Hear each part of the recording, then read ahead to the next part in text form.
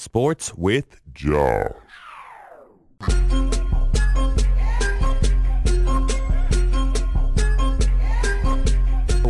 Sports with Josh. Happy 2012, everybody. We're here for another episode, another segment of Sports with Josh. Ringing in the new year with Week 17 in the NFL. A lot of playoff scenarios going into Week 17, and we're going to talk about all that today. We're going to talk about some coaches, talk about some big games going on today on the 2nd of January in the new year.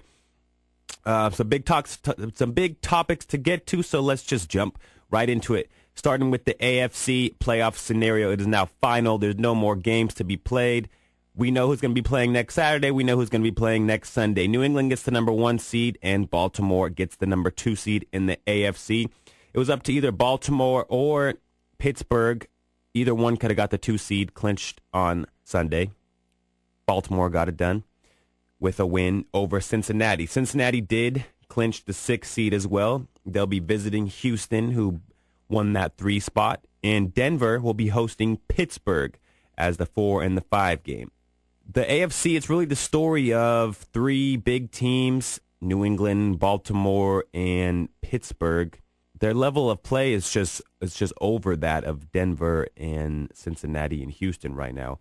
Houston mostly because of the lack of quarterback. Of course, we know that Matt Schaub got hurt, Leinart got hurt. Now even T.J. Yates left Sunday's game, and Jake Delhomme had to replace him. They say Yates should be ready to play by this weekend, but we'll have to play it by ear as the week goes along. So New England and Baltimore have the bye. Pittsburgh going to Denver. Injuries could play a part in the Pittsburgh-Denver game, as Ben Roethlisberger has a high ankle sprain. He hasn't played great since injuring his ankle last week against San Francisco. Threw 3 interceptions, got sacked 3 times, had a fumble that they recovered. But his completion percentage is under 40%. His QB rating is under 50 since that injury. So look for that to play a part. Mendenhall also tore his ACL in Sunday's game against Cleveland. He will not be going on Sunday. So we'll have to look to Isaac Redmond, who had a touchdown in the game against Cleveland yesterday, but fumbled twice in the second half in the Pittsburgh Steelers' 13-9 victory over the Cleveland Browns. Now, as far as Denver goes, they backed into the playoffs, losing to Kansas City 7-3 in an awful game that no one even really wants to talk about. Tim Tebow played awful, turned the ball over, threw an interception at the end, had a fumble, ending a key drive in the second quarter. Kansas City and Kyle Orton came to Denver and escaped with the win. However, Denver losing opened the door for Oakland. All Oakland would have to do is beat San Diego and be in the playoffs. Oakland hosted San Diego and lost by 2 scores to Phillip Rivers and the San Diego Chargers, playing for nothing but their pride, and they beat Oakland doing it. So good matchups in the AFC this weekend. Over to the NFC, we have Green Bay at the number 1 seed. San Francisco, a lot of Niners fans around this area happy about that, at the number 2 seed. New York will host Atlanta as the 4 and 5 game, and New Orleans will host Detroit. NFC is a lot more exciting to me right now than the AFC is. A lot of big powerhouse teams that are hot right now. Let's look at Green Bay. Aaron Rodgers, who's more exciting than him? 15-1 team going to the playoffs. They're obviously the favorite to win the whole thing again. San Francisco, whose defense is playing great. Story of the season for Frisco is nobody wanted to jump on the bandwagon, and finally they have everyone convinced by winning that 2 seed and getting that first round bye and some home field advantage for at least the divisional round. The San Francisco is the real deal. New York Giants, very convincing win last night in New York over Dallas, beating Romo. It was a win-in-your-end situation for the Cowboys and the Giants. Giants were able to pull it off. Atlanta massacred Tampa Bay yesterday. It was 42-0 at halftime. You know they're supposed to be in the playoffs. Atlanta actually lost to Tampa Bay earlier in the season, 13-16. Matt Ryan playing great. Look for Atlanta to make a run in the playoffs. New Orleans, what can I say about Drew Brees? Breaking Dan Marino's record and then smashing it. You think Sean Payton cares about that record? Drew Brees played the whole game on Sunday, extending the record. Detroit has won 3 of 4. Stafford and Johnson. That is something you're just going to have to get used to hearing. Megatron, Matthew Stafford.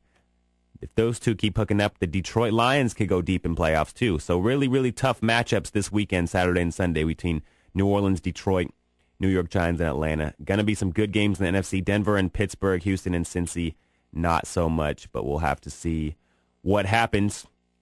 Matt Flynn, the Green Bay Packers backup quarterback. Aaron Rodgers was benched, not because of anything, just to prevent injury going into the playoffs. So Matt Flynn got the start as Green Bay went to play Detroit. Brace yourself for this, ladies and gentlemen. Let me get a little drum roll, please, because Matt Flynn threw for 480 yards and 6 touchdown passes.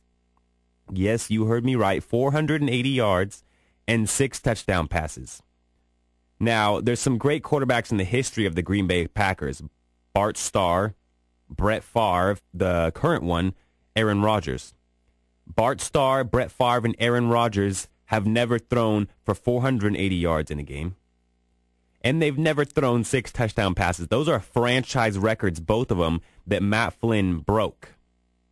Now also, the little kicker. Detroit has a good defense. Detroit has a very good defense. Greg Jennings is hurt. Greg Jennings didn't play. Deep threat receiving man, Randall Cobb didn't play. No Jennings and no Cobb that Rodgers usually has to throw to, and Flynn throws for 480 yards and 6 touchdown passes. That is amazing. That is amazing.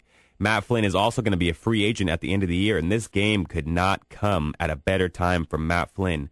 Look to him to get picked up, and look at him to be starting in the NFL next year.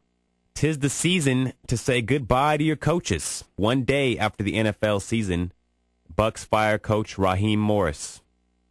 The Bucs started 4-2 and were playing great.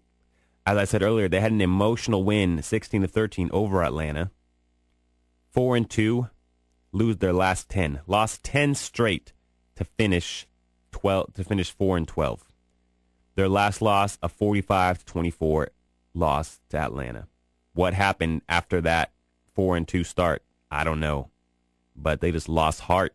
They didn't want to play, and Raheem Morris is out the door. In St. Louis, Steve Spagnuolo also gets the boot.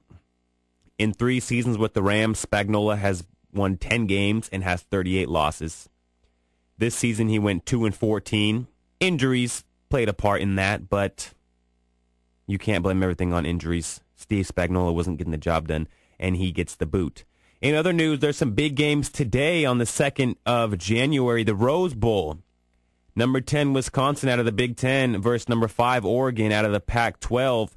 Russell Wilson and Monty Ball go up against LaMichael James and Oregon. If you like high-scoring games, you're going to be happy today with the Rose Bowl, and also the Fiesta Bowl pitted number 4, Stanford, and Andrew Luck, the future Colt, versus number 3, Oklahoma State, and Brandon Weeden. 2 great high-powered offenses in the Fiesta Bowl, as well as 2 great high-powered offenses in the Rose Bowl. It's going to be a good offensive day. A lot of fun games to watch today as far as College Bowl series go. I got to get out of here. This has been another edition of Sports with Josh. Have a good day, everybody.